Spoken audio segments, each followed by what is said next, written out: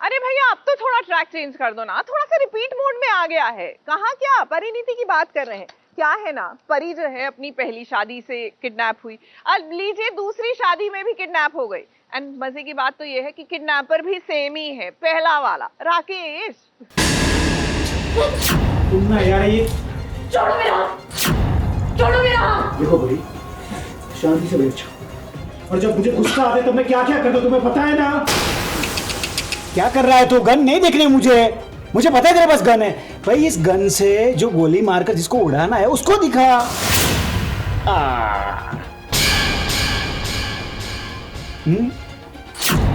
संजू बाजवा, मैं जब भी फोन करूं कुछ भी सोचना मत, सीधा उसको उड़ा दे। नहीं नहीं नहीं नहीं राकेश, तुम ऐसे कुछ नहीं करोगे और प्लीज। उड़ा करना उसको नाले में फेंक देना। नहीं। अपनी ही शादी में से एक बार फिर से परी गायब हो गई है। अब भाई नीति ने राकेश को भड़काकर अपना काम तो कर दिया। नीति जैसा चाहती थी ये देखिए राकेश ने वैसा ही कर दिया। परी को किडनैप करके वो ले आया है इस गोडाउन में और अब यहाँ पर वो परी के साथ साथ फेरे लेना चाहता है। अब परी दुल्हनिया बनी थी राजीव के लिए, तो भला ऐसे में वो राकेश के साथ ब्याह क्यों करेगी? अब भाई करना पड़ेगा जब राकेश उसे ये कहेगा कि तुम अगर शादी नहीं करोगी तो मैं इस संजू बाजवा को गोली से मार दूंगा। अरे दिखा जिस काम के लिए तुझे भेजा है, दिखा। संजू बाजवा, मैं जब भी फोन करूं कुछ भी सोचना मत, सीधा उसको उड़ा दे। नहीं नहीं नहीं नहीं राकेश, तुम ऐसे कुछ नहीं करोगे और प्लीज। उड़ा करना उसको नाले में फेंक देना। नहीं। मेरी तो हालत ख़राब हो गई है और मेरे पास अभी कोई ऑप्शन नहीं बचा है बिकॉज इन्होंने मुझे ये राजीव को बंदूक केस पे रखा है कि अगर इसने मना किया तो वहाँ पे उड़ा दूंगा। तो फुल गैंगस्टर वाइब है। सो अभी मेरे पास तो कोई ऑप्शन है ही नहीं। ऑब्वियसली मैं शादी करने के लिए फिर रेडी हो जाती हूँ। ठीक है। अब भाई ये भोली भाली तो है ही परी, ये बोलने और करने में कितना फर्क होता है। फिलहाल तो यहाँ पर शादी की पूरी तैयारियां हो गई हैं, लेकिन थोड़ी सी गड़बड़ी हो गई है। ये पंडित जी जो यहाँ पर आए हैं ना, वो शादी नहीं करवाते हैं। ऐसा मत करिए, ये शादी कराने वाले पंडित नहीं है। तो काय के पंडित है ये? क्रियाकर्म कराने वाले पंडित है भाभी। पता नहीं मेरी कुंडली में राहु की तो पता नहीं कौन सा दोष है शादी कर। मुझे डर लग रहा है कि मैं जिंदगी भर कुंवार ना रह जाऊँ, क्योंकि हर बार शादी करने के लिए आता कुछ ना कुछ प्रॉब्लम होती है। इस बार शादी के लिए पंडित लाते हैं तो शादी वाला पंडित नहीं होता है, वो क्रियाक्रम वाला पंडित निकलता है। तो पता नहीं या तो परी का नसीब अच्छा है या तो मेरा नसीब बहुत खराब है।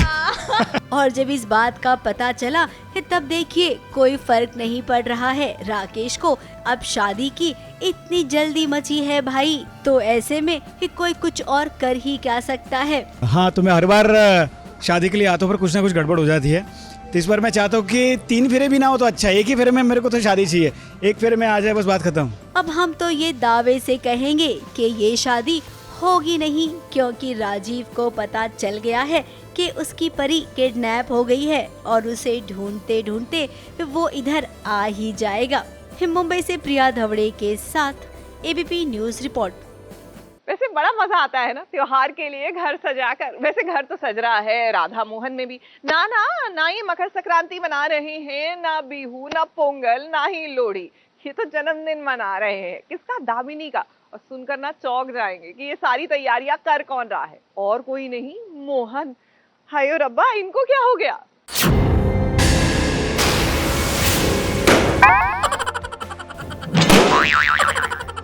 Happy birthday Damini. Happy birthday Damini. कैसा लगा सब कुछ? सब कुछ दे दो।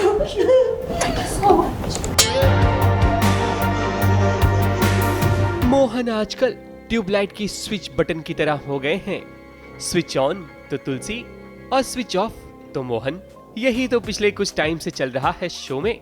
अब पता नहीं कब ये स्विच ऑफ और स्विच ऑन वाला खेल बंद होगा, इससे कहीं दर्शकों का मूड ऑफ ना हो जाए।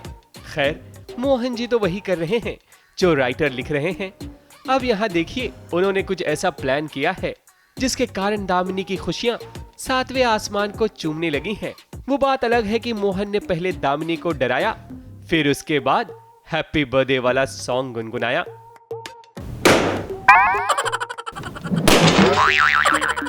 Happy birthday Damini. Happy birthday Damini. Damini, ये सब कुछ मैंने तुम्हारे लिए किया है और तुम्हारा मनपसंद केक भी बना है। कैसा लगा सब कुछ? दे दो।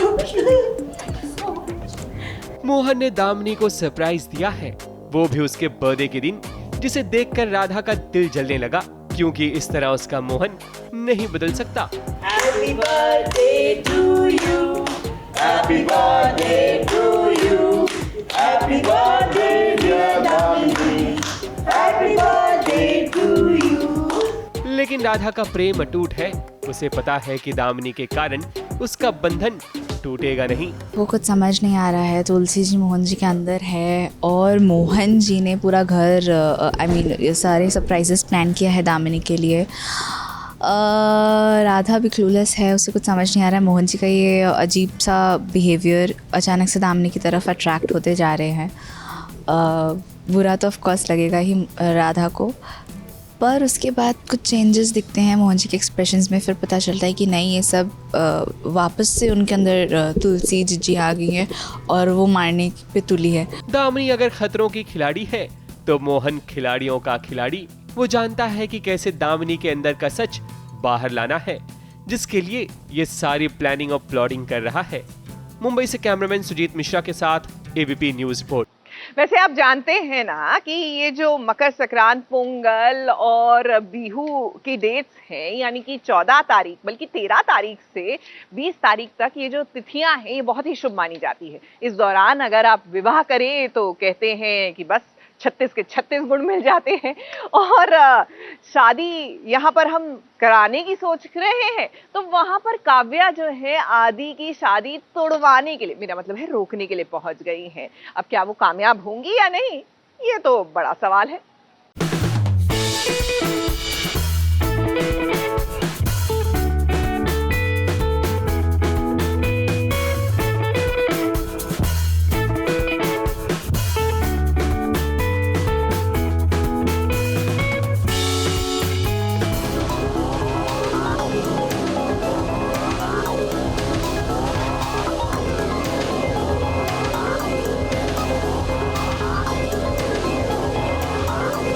काव्या में हो रहा है शादी वाला हाई ड्रामा।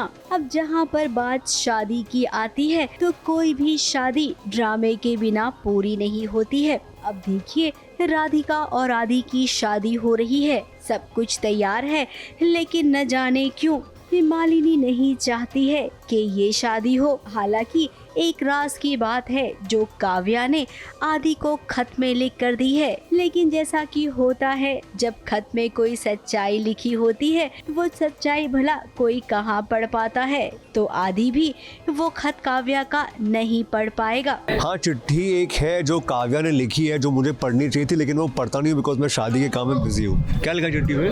मैं कैसे अभी बता देंगे तो फिर क्यों ही देखेंगे। बहुत इंटरेस्टिंग है, पर इतना बता सकते हो कि बहुत ज़्यादा ड्रामा है, 500 किलो ड्रामा है और मज़ा आएगा लोगों को बस देखने में। शादी रोकने की कोशिश की जा रही है। ये जनाब हैं जो आ रही हैं और शादी किसी भी कीमत पर करवाना चाह रहे हैं। अब मालिनी को सब कुछ पता है, ऐसे में उसने कोशिश की और इन मौके पर काव्या भी आ गई जो मालिनी को समझा बुझा रही है। देखिए, अब जाते जाते हम इतना जरूर कहेंगे कि ये शादी होगी, जरूर होगी और दुल्हना आदि ही होगा, लेकिन दुल्हनिया कौन बनेगी इसकी अभी फिलहाल कोई गारंटी नहीं है।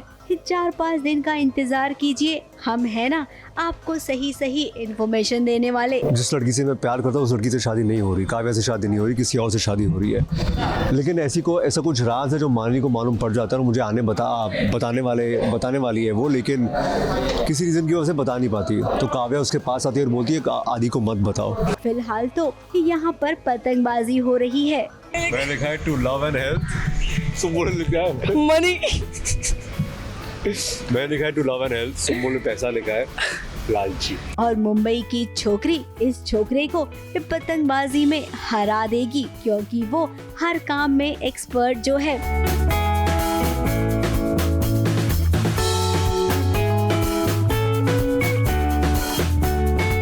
लोगों के पास एकदम क्लियर विनर है जिसका नाम है सुम्बुल तौकीर खान, और क्लियर लूजर भी है यहाँ पे जिनका नाम है मिशकात वर्मा। कैसा लग रहा है आपको हार के मुझसे? मैं हारा नहीं हूँ। तू हारा है? तेरा पतंग it didn't fly.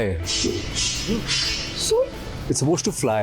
छत पे जाके उड़ाते हैं, वापस छत नहीं है तेरी यहाँ जो मनी की इच्छा है पे। मनी नहीं मिलने वाला है मुझे। अब मकर संक्रांति पर अगर पतंग नहीं उड़ाया तो क्या उड़ाया? बचपन की पतंग की यादें तो हर किसी के साथ होती है, और जो पतंग उड़ाता है वो भी किस्से कहानियाँ बताता है, और जो पतंग नहीं उड़ाता है तो वो भी। एक मैं कटनी में करती थी, मैं बहुत छोटी थी, हम लोग वेट करते थे पतंग नीचे गिरे किसी की तो, और मैं पापा को लेके इसलिए जाती थी छत पे कि पापा जाएंगे और किसी की पतंग काटेंगे और फिर हम जाके उठा के ले आएंगे। नहीं यार, मैंने ऐसा कुछ नहीं किया है, लेकिन आई वांट टू सी सुम्बुल ऐसा करते हुए। अब मैं पतंग उड़ाने वाला हूँ। तो इस खेल में ना हार जीत की कोई बात ही नहीं होती है। त्योहार का असली मजा केवल उसे एंजॉय करने में होता है। मुंबई से सोनू शुक्ला के साथ ABP news report.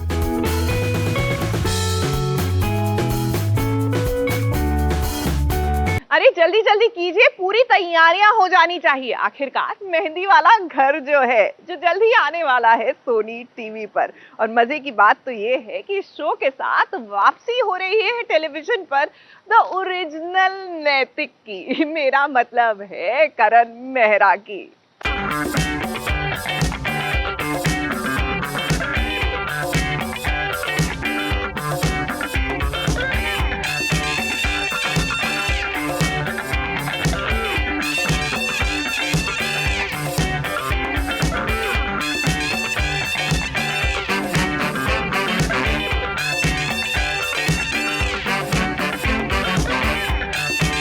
Makar Sankranti का त्योहार हो और इस त्योहार के दिन अगर मेहंदी वाला के घर हम पहुंच जाएं तो भला इस त्योहार का मजा दुगना तो हो ही जाएगा। वो इसलिए क्योंकि जिस महीने में मकर संक्रांति का त्योहार आता है उसी महीने में इनका शो मेहंदी वाला घर सोनी टीवी पर शुरू होने वाला है। तो ऐसे में जैसे पतंग आसमान में उड़ती है तो ये अपना शो भी आसमान की बुलंदियों पर पहुंचाने की कोशिश करेंगे, ऐसा वादा दर्शकों से कर रही हैं। हैप्पी मकर संक्रांति। और हम यहाँ पर मकर संक्रांति के दिन मकर संक्रांति एक साथ मना रहे हैं, और मेहंदी वाले घर की तरफ से हम लोग आज एक काइट पे कुछ मैसेजेस लिख के विभा जी इसे उड़ाते हैं ताकि हमारी जो शो की उड़ान है वो भी इसी तरह आसमानों को छुए। बिल्कुल बिल्कुल। हाँ जी, कहना चाहेंगे आप? नहीं, बस मैं बताऊं यही कि मकर संक्रांति की मतलब आप सब लोगों को बहुत बहुत बधाई हो। और जिस महीने में ये पवन त्योहार आता है, पावन त्योहार आता है, उसी महीने हमारा शो आ रहा है ऑन एयर। तो ईश्वर की हम पर कृपा रहे, और जैसा करण ने बोला कि बहुत ऊंचाइयां उड़े जिस तरह पतंग उड़ती है। इस शो में करण मेहरा यानी कि हमारे नैतिक बाबू भी हैं। विभा छिब्बर, भला इन्हें कौन नहीं जानता है। विदाई सीरियल हो या शाहरुख खान की चक दे इंडिया हो, इन्हें किसी पहचान की जरूरत नहीं है। और श्रुति आनंद जो इससे पहले दंगल टीवी का शो मन सुंदर कर रही थी, अब यहाँ पर इतनी सारी स्टार कास्ट मिली है। इस शो को करने का क्या मजा है ये तो यही बताएंगे। जैसा कि आप सबने देखा है कि हम अभी पतंग उड़ाने वाले हैं। उड़ाने से पहले मैंने इसमें आप सबके लिए एक विश लिखी है। Wish you lots of love and good health. आने वाले इस साल में आपके लिए मैं दुआ करती हूँ कि आप खुश रहें और हेल्दी रहें। अब जैसा कि शो का नाम है मेहंदी वाला घर, ये शो एक पारिवारिक शो है। आज के दिनों में एक पारिवारिक शो को बनाना बहुत ही जरूरी है। भारत का हर परिवार एक दूसरे से जुड़ा होता है, और ऐसे में ये पारिवारिक शो बनाना और दर्शकों तक पहुंचाना ये एक अच्छा मैसेज देता है। वरना आज की अगर बात करें तो रिश्ते केवल बच गए हैं, फिर दूर से ही रिश्तों को निभाना लोग पसंद करते हैं। एंड ये वैल्यूज़ कहीं ना कहीं ख़त्म भी होती जा रही हैं। कहीं ना कहीं हमें इन वैल्यूज़ को वापस लेकर आना बहुत ज़रूरी है। सो बहुत ट्विस्ट एंड टर्न्स हैं। बहुत प्यारी ये कहानी लिखी गई है, एंड बहुत जल्द ये ऑन एयर आ रहा है 9:30 बजे 23 जनवरी से। सो आई होप आप लोग इसे देखें, प्यार दीजिए। हम जानते हैं कि हमारे साथ साथ आप सब भी इस शो को देखने के लिए बहुत ही उत्साहित होंगे। मुंबई से प्रिया धवड़े के साथ एबीपी न्यूज रिपोर्ट।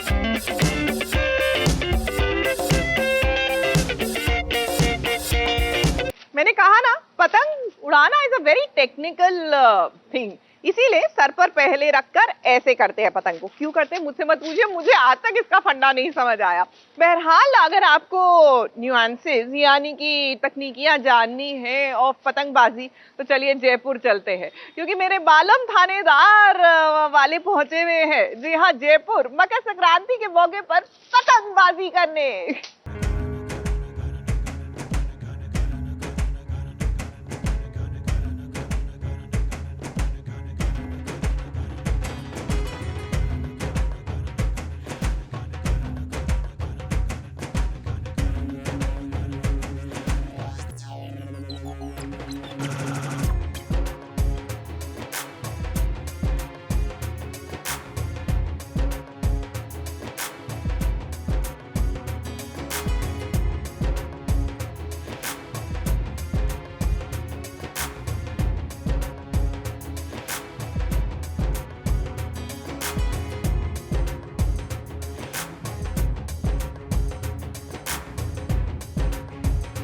पतंग और डोर एक दूसरे के साथ जब तक जुड़े रहते हैं तब तक आसमान की बुलंदियों पर लहराते रहते हैं। पतंग और डोर को अगर जीवन के साथ जोड़ा जाए तब पता चलता है कि एकता में कितनी ताकत होती है। ठीक उसी तरह बुलबुल और वीर की जोड़ी है जो अपने रिश्ते को और भी मजबूत करने पहुंचे हैं जयपुर, जहां एल्बर्ट हॉल के पास दोनों ने मकर संक्रांति के मौके पर पतंगबाजी की। वो बात अलग है कि जयपुर की हवाओं ने इनके साथ खूब साजिश की, क्योंकि पतंग उड़ाने के लिए दोनों ने खूब मेहनत की है। इसी बहाने मैंने कहा बुलबुल और मेरी जो समझौते की शादी हुई है, क्या पता उसमें मकर संक्रांति के दिन हम एक बार अगर पतंग उड़ाकर थोड़ी दोस्ती बढ़ाने की कोशिश करें और एक रिश्ता मजबूत बनाने की कोशिश करें। तो मकर संक्रांति के इस अवसर पर हम लोगों ने कोशिश की पतंग उड़ाने की, और वो आप देख रहे हैं।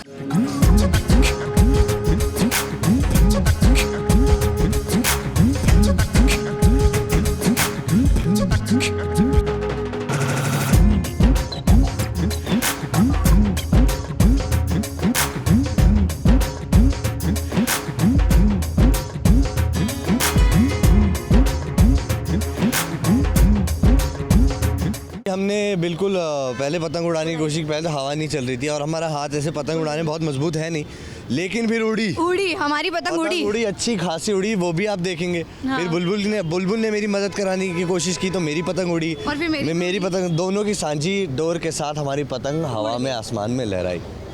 उड़ी उड़ी जाए, उड़ी उड़ी जाए, दिल की पतंग देखो उड़ी उड़ी जाए। पतंग उड़ाने के बाद ठंड में भी इन दोनों को जोरों से प्यास लगी। ऐसे में नींबू पानी का जूस पिया, फिर ऊर्जा प्राप्त करने के बाद फिर चढ़ा मस्ती का रंग।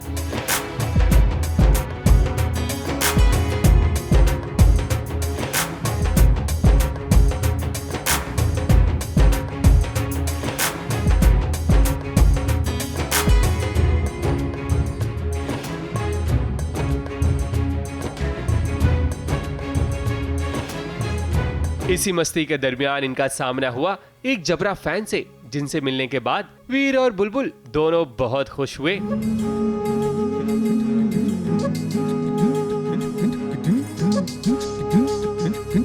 बुलबुल के बालम थानेदार हैं, ऐसे में वो हमेशा अपने कर्तव्य पर रहते हैं। जैसे कि यहाँ एक मोटर बाइक पर सवार व्यक्ति का एक्सीडेंट हो गया, जहाँ वो खुद पहुँच गए उसका हाल चाल लेने।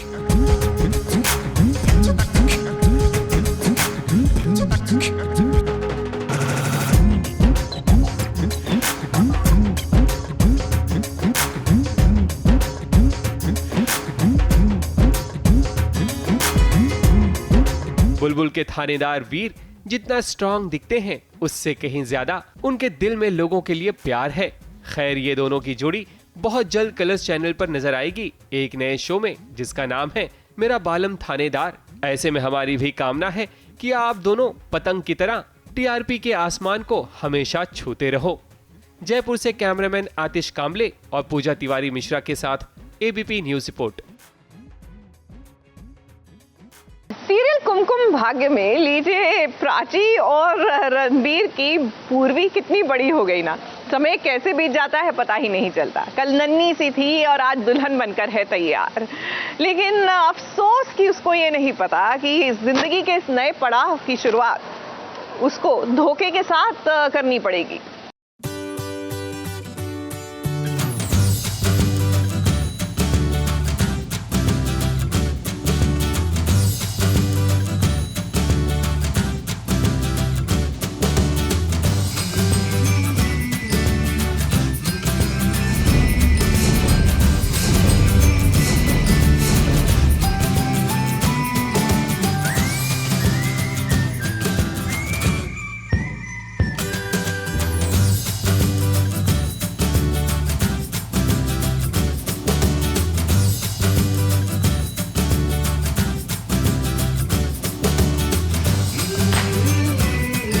यादों की बारात निकली है आज पूर्वी के द्वारे, क्योंकि ये शादी तो राजवंश और पूर्वी की तो है, लेकिन यहाँ यादों का बहुत बड़ा सिलसिला चल पड़ा है। क्योंकि पहले तो आरवी की बात करते हैं, वो तो दूल्हा बन चुका है, बैंड बाजा और अपनी बारात लेकर पहुंच गया है पूर्वी के द्वार, लेकिन उसे भी कुछ याद आ रहा है।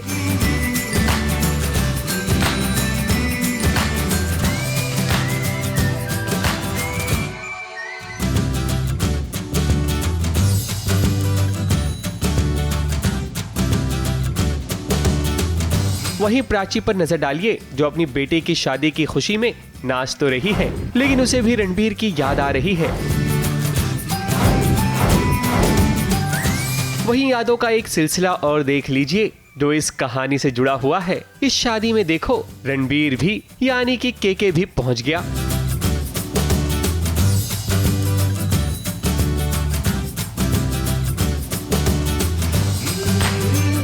आरवी यानी कि राजवंश के दिमाग में क्या चल रहा है, उसकी एक अलग स्टोरी है, एक पैरेलल थॉट्स चल रहे हैं उसके। यहाँ पे जो सब माहौल है सब खुशी का है, लेकिन उसके अंदर ही अंदर कुछ और भी चल रहा है, और वो जब ट्विस्ट आएगा तब आपको बड़ा मजा आएगा देखने में। बेखुदी बेसबब नहीं गालिब, कुछ तो है जिसकी पर्दादारी है, तो कुछ है जो पर्दे के पीछे है। करेक्ट, पर्दे में रहने दो उसको। करेक्ट शेर बोला है, जिसको ये समझ आ गया उसको ये सारा सीक्वेंस भी समझ आ जाएगा। शादी मेरी हो रही, तू इतना एंजॉय क्यों कर रहा है? यार मेरे भाई की शादी है, एक भाई है मेरा फॉरएवर। एक ही भाई है ना? हाँ, एक लौता भाई है, सो शादी में एंजॉय तो करूँगा यार। अब इस शादी में सभी एक छत के नीचे हैं, लेकिन रणबीर और प्राची की मुलाकात अभी तक हुई नहीं, क्योंकि हर कोई शादी के जश्न में डूबा हुआ है। और देखो आरवी की बारात जब पहुंची तब उसका स्वागत किया गया, उसकी आरती उतारी गई, लेकिन कहते हैं ना, शादी में ट्विस्ट एंड टर्न न आए ऐसा भला कहाँ हो सकता है। टीवी की शादी बिना ड्रामे के अधूरी लगती है। तो अभी जो सीक्वेंस चल रहा है यहाँ पे, हमारी जो फैमिली है मल्होत्रा फैमिली, हम बारात लेके आ चुके हैं पूर्वी के घर और सब लोग हमारा वेलकम कर रहे हैं। और इसी बीच कुछ ऐसी चीज़ें हो रही हैं, कोई ऐसे लोग सामने आ रहे हैं जिसकी वजह से एक बहुत बड़ी रेवोल्यूशन हो सकती है। तो हिट एंड मिस चल रहा है लोगों का।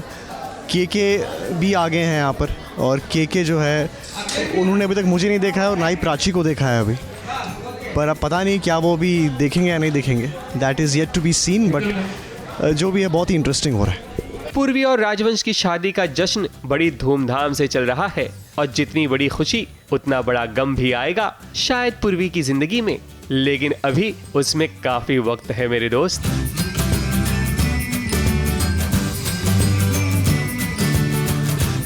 मुंबई से कैमरामैन सुजीत मिश्रा के साथ एबीपी न्यूज रिपोर्ट।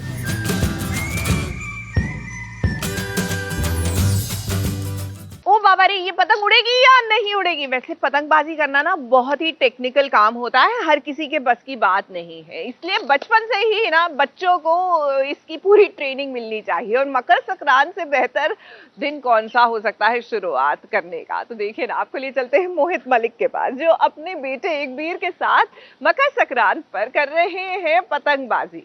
परंपरा इसी को तो कहते हैं, संस्कार ऐसे ही तो आगे बढ़ते हैं।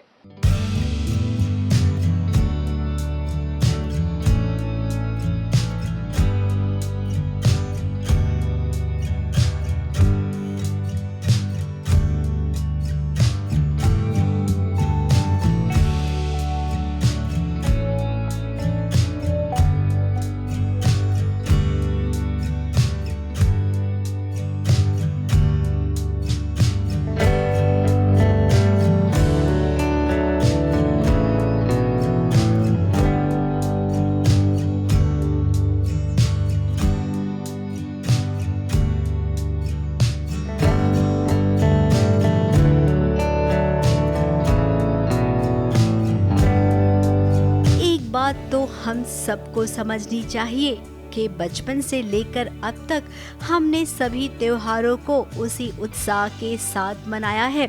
हर त्योहार का मतलब हम समझते हैं और इसीलिए हमें अपने बच्चों को भी हर त्योहार का मतलब समझाना चाहिए, उनके साथ हर त्योहार को मनाना चाहिए ताकि उन्हें भी पता चले कि हर एक त्योहार का एक मतलब होता है।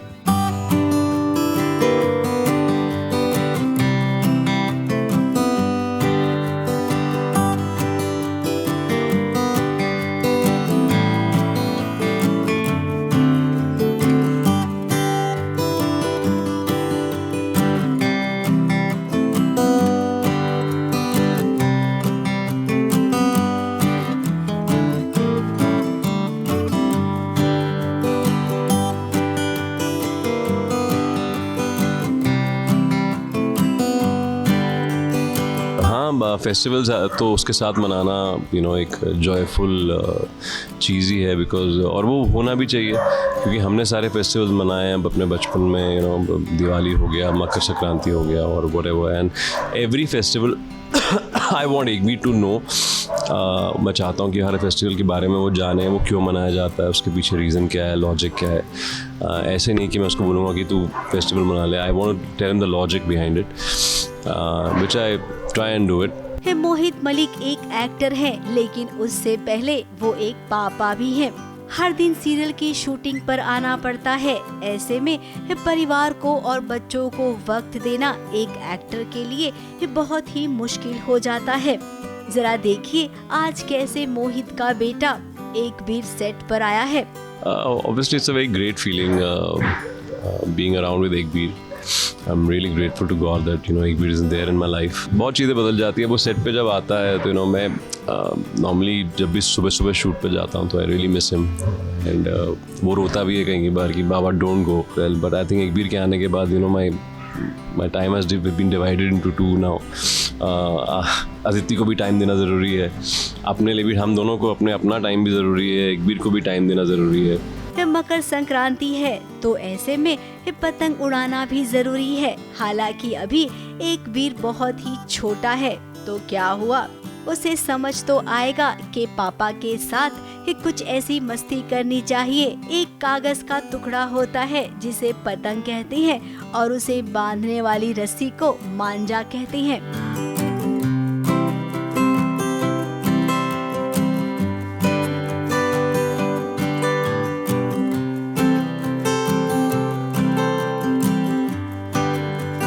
Trying to fly kites and उसको मैं obviously धीरे धीरे सिखाऊंगा भी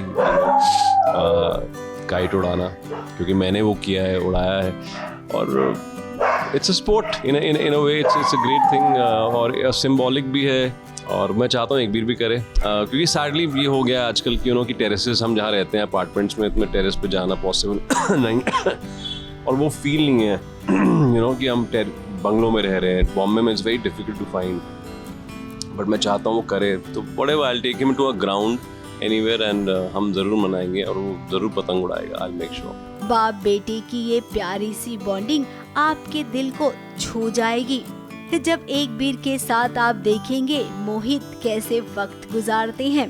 इस पूरे माहौल को हमारे कैमरे ने कैप्चर किया है। अब ये बाप बेटे क्या मस्ती कर रहे हैं ये देखने के लिए वंदना भी आई। एकबीर को उसने प्यार किया और फिर उसके बाद शूटिंग करने का भी वक्त आ गया। मोहित ने एकबीर को बाय बाय कहा और शूटिंग पर आ गए। आज वो बहुत दिनों बाद दूसरी बार सेट पे आया है। एक बार पहले आया था 2-3 महीने पहले और आज आया because we had to do a shoot. तो हम कुछ शूट कर रहे थे इसलिए वो आया, अभी चला गया।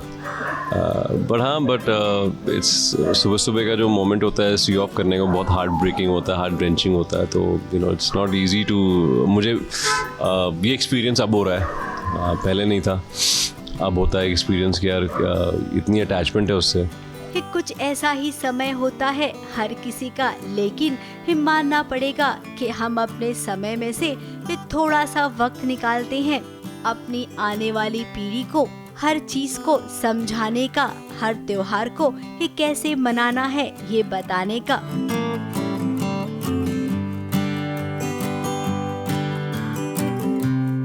मुंबई से स्नेहिल यादव के साथ एबीपी न्यूज रिपोर्ट।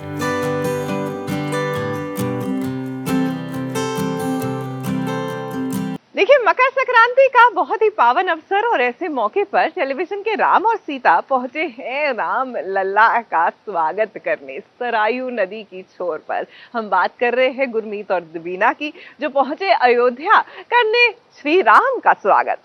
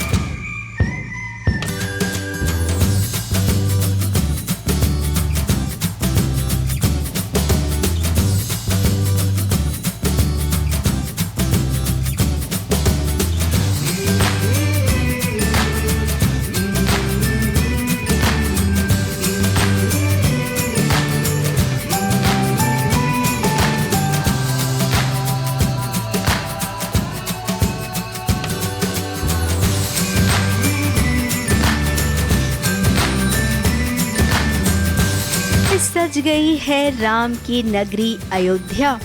ये चारों दिशाओं में श्री राम का नाम गूंज रहा है, और गूंजे भी क्यों ना, क्योंकि राम लला अयोध्या नगरी में अपने नए मंदिर में प्रवेश जो करने वाले हैं।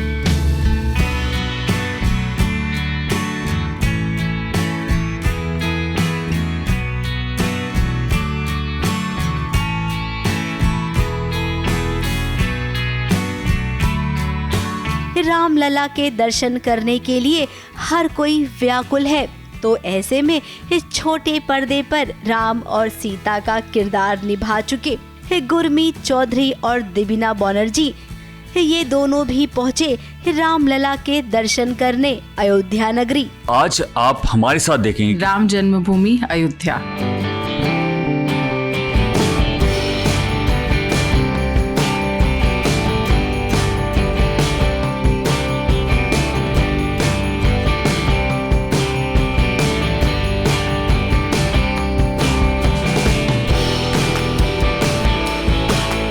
काफ़ी एक्साइटेड है। खुशी इस बात की है कि इतने सालों के बाद, जब हमने बहुत पहले प्लान किया था कि हम कभी जाएंगे, और आज ये मौका है।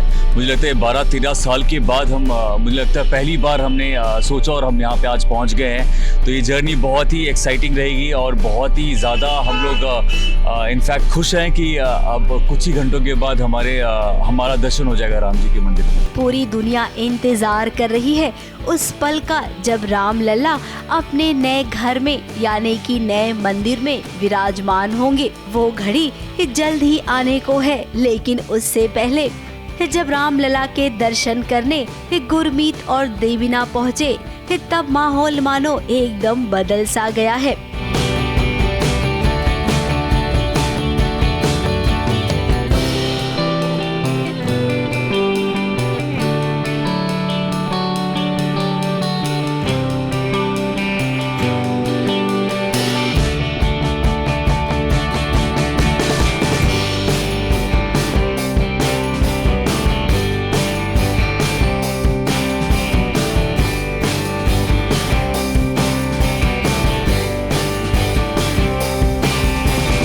बहुत मुझे लगता है प्यार से ज़्यादा भगवान का आशीर्वाद मिल रहा है, तो बहुत खुशी हो रही है। और उससे भी ज़्यादा ये प्रसाद अभी भगवान ने चढ़ाया हुआ हमें मिला है।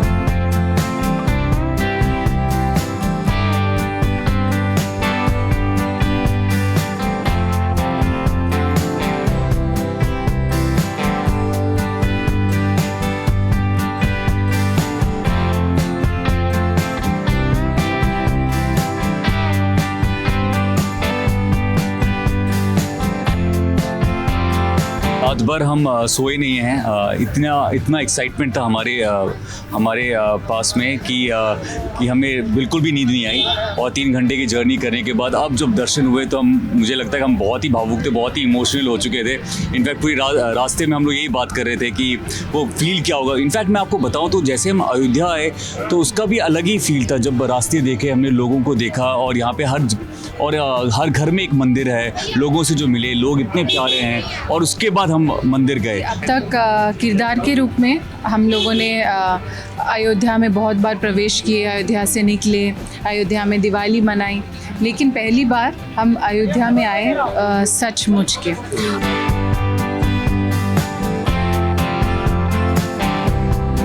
सरयू नदी के किनारे सूरज को प्रणाम करना और इस नदी में नाव में बैठकर पूरे सरयू नदी की सैर करना, ऐसा नजारा भला कहाँ देखने मिलेगा।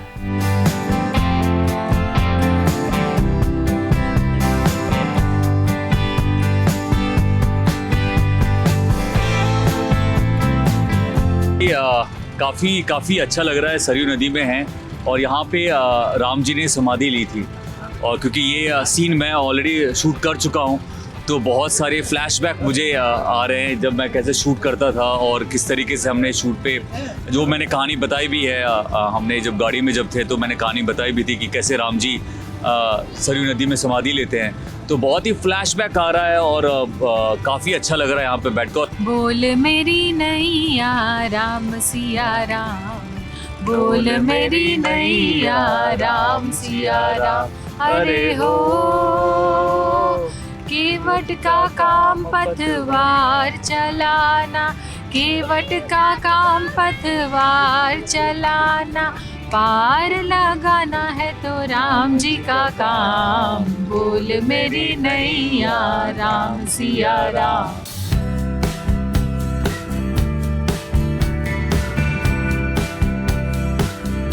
सच में कुछ पल खास होते हैं, तभी तो वो दिल के करीब होते हैं। गुरमीत देवीना के लिए भी अयोध्या नगरी की ये सैर किसी स्वर्ग की सैर से कम नहीं होगी। अयोध्या से रवि जैन की रिपोर्ट। सीरियल शिव शक्ति में शक्ति को लग रहा है कि उसके साथ धोखा हुआ है। मतलब जिस रिश्ते की शुरुआत ही झूठ पर टिकी हो, वो रिश्ता कैसे फलेगा फूलेगा। But to just set the record straight, Shakti, Shiv ने आपको सारा सच एक चिट्ठी में लिखकर बता दिया था। वो तो बीच में ये जो झोल झाल हुआ उसके चक्कर में वो चिट्ठी आप तक नहीं पहुंची, तो शिव अपनी तरफ से सब कुछ क्लियर करने वाला था शुरू में ही। झूठ झूठ बोला आपने हमसे। ने क्या सोचा था आपके बारे में और आप लोग कैसे निकले, क्योंकि ये सब नाटक था, क्योंकि आप सबको ये राज रखना था। Shut up! नई नवेली दुल्हन जब ससुराल में कदम रखती है तो उसे तोहफे मिलते हैं, लेकिन शक्ति की शादी शिव से होने के बाद उसे तोहफे में शिव का बच्चा कार्तिक मिल गया। इस सच को जानने के बाद शक्ति का नया रूप देखने को मिला। भाई शक्ति ने इतना ताना मारा कि शिव को पैनिक अटैक आ गया। झूठ झूठ बोला आपने हमसे। हमारी लाइफ का सबसे बड़ा धोखा हुआ हमारे साथ। सुसु ने क्या सोचा था आपके बारे में, तुम कैसे निकले, ये सब नाटक था, क्योंकि आप सबको ये राज रखना था। Shut up!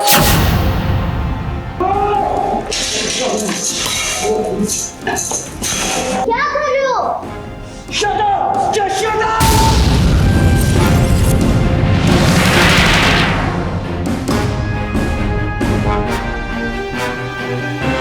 अब क्या है कि शादी के बाद दुल्हन को ये पता चल जाए कि दुल्हा ऑलरेडी एक बच्चे का बाप है, तो ऐसे में जोर का झटका जोर से ही लगेगा। वो बात अलग है कि शिव ने शक्ति को सच बताने की कोशिश की थी, लेकिन मंदिरा की चालों ने शिव के सच पर पर्दा डाल दिया था। मेरा मकसद हमेशा कामयाबी होता है। मंदिरा कश्यप कभी नहीं हारती। हेल्प करने के लिए मेरे पास है पद्मा। वाह वाह, क्या बात कही है आपने। भाई ऐसी मीठी मीठी बातों पर कुछ मीठा तो होना चाहिए। Thank you. लोगों को दुखी करने के लिए देखिए हमको ये मीठा मिलता है खाने को। शिव बाबू बहुत बहुत शुक्रिया कि आपको अचानक मीठा खिलाने के लिए आना पड़ा।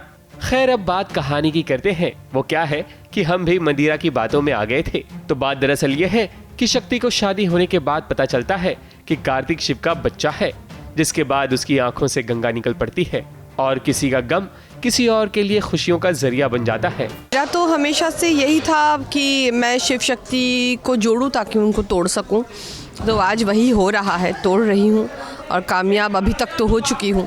तो देखते हैं आगे क्या होता है। अब देखते हैं कि कैसे शिव अपनी शक्ति का विश्वास जीत पाएगा, क्योंकि शक्ति का मन तो अभी कुछ सुनने का नहीं है, लेकिन रिश्ते हैं उलझने के बाद सुलझने के चांसेस भी जरूर होते हैं। मुंबई से कैमरामैन सुजीत मिश्रा के साथ एबीपी न्यूज रिपोर्ट।